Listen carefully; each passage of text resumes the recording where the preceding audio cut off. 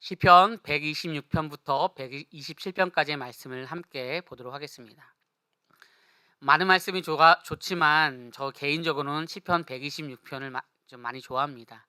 여기에는 우리의 과거의 회상과 그리고 앞으로 나갈 미래 그리고 우리의 현실에 대한 얘기가 조금 더 깊게 있기 때문입니다. 장르는 감사하면서 간구하는 내용의 시편이고요.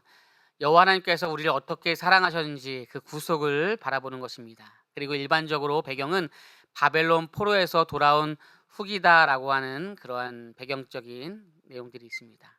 그 구절을 보면은 과거 해상에 대한 내용이 1절부터 3절까지입니다. 하나님께서 포로로 우리를 돌려보신 것에 대한 과거의 그 기쁨과 감사를 얘기하는 것이죠. 그리고 현재적으로 지금 내가 어떻게 살아가고 있는가, 회복을 경험했지만 온전한 회복이 이루어지지 않은 것처럼 힘들고 어려운 삶 가운데 있는 내용이 오늘 4절의 말씀이라는 것이죠.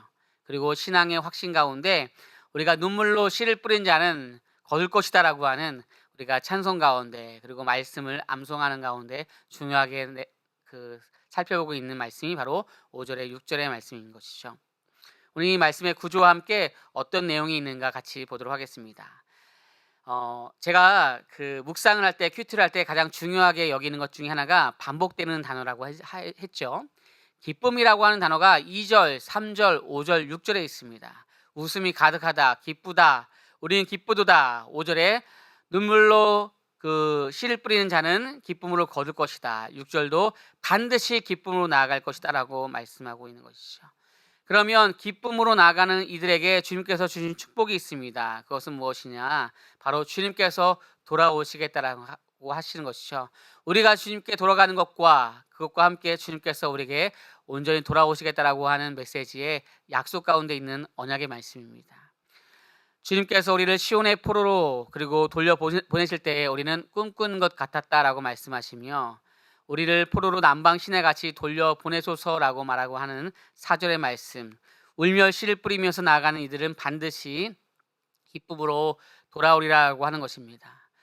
이제 포로 가운데 회복되는 사람들이 있죠. 돌아온 사람들이 있죠. 물론 이들의 마음이 완전히 돌아오지 않을 수도 있습니다. 그러나 아직도 회복 가운데, 포로 가운데 돌아오지 못한 이들을 향하여서 돌아온 것을 촉구하고 주님께서 우리 가운데 자정해 주신 그 임재를 얘기하시는 것이 오늘의 말씀이고 그 축복을 말씀하시는 것입니다. 바라기는 오늘 시편 126편이 우리 가운데 그런 축복과 돌아옴과 회복이 있기를 소망합니다.